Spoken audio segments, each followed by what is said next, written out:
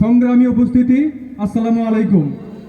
36শে গণ অভ্যুত্থানের পরবর্তী সময়ে আজকে গণ অধিকার পরিষদ কর্তৃক আয়োজিত যেই গণসমাবেশে উপস্থিত আছেন ছাত্র অধিকার পরিষদ, যুব অধিকার পরিষদ ও গণ অধিকার পরিষদের সিনিয়র নেতৃবৃন্দ, সকলকে প্রতি শুভেচ্ছা ও ভালোবাসা রইল। আপনারা জানেন যে 2018 সাল থেকে গড়ে ওঠা ছাত্র অধিকার পরিষদের মধ্য দিয়ে আজকে এই গণ অধিকার পরিষদ সৃষ্টি হয়েছে।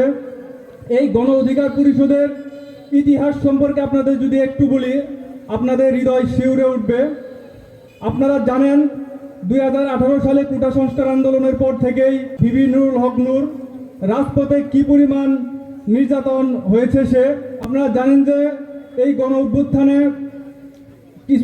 অভ্যুত্থানের আগের সময়ে আপনারা জানেন যে আসলেই ভিবি নূরকে এবং বেনিয়ামিন মোল্লা তার একটি ঘরে ছিল, অর্থাৎ নূর ভাইয়ের বাসায় ছিল। সেই বাসায় থাকা অবস্থায় আপনারা জানেন যে তাকে কিভাবে গ্রেপ্তার করে আনা হয়েছে, এবং এই অভ্যুত্থানের কয়েকদিন আগে তাকে যখন রিমান্ডে নিয়েছিল, সেই রিমান্ডে কিন্তু আপনাদের কি পরিমাণ অত্যাচার করেছে এটি কিন্তু সবচেয়ে বেশি হাইলাইট হয়েছিল।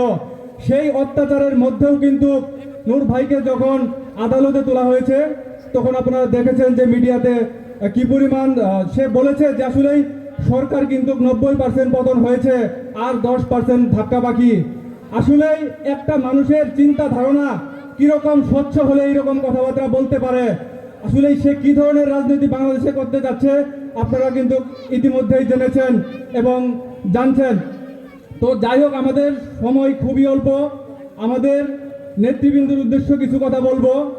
যারা যুব, ছাত্র, শ্রমিক, গণ অধিকার পরিষদ এবং পেশাজীবী অধিকার পরিষদে কাজ করেন, আপনাদের উদ্দেশ্যে বলবো আমাদের সংগঠন কিভাবে সামনের দিকে এগিয়ে নেওয়া যায় এবং সংগঠনের পরিচিতি আরও বিস্তার লাভ করা যায়, এই দিক দেখে আপনারা স্বচ্ছভাবে কাজ করবেন। আরেকটি বিষয় হচ্ছে, একটি সংগঠন পরিচালনা করতে বিভিন্ন সিচুয়েশন থাকে, সেই সিচুয়েশনের মধ্যে আপনাকে সংগঠন পরিচালনা করতে হবে।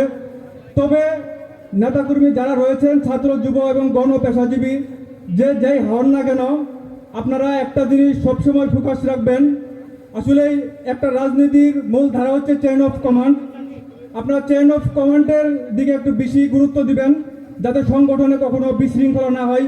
আমাদের সংগঠন যদি কখনো কোনো দুর্নীতি বা চাঁদাবাজির ভিতরে যদি না থাকে, এই আশা ব্যক্ত করে আমি আমার সংক্ষিপ্ত বক্তব্য এখানেই শেষ করছি। আসসালামু আলাইকুম।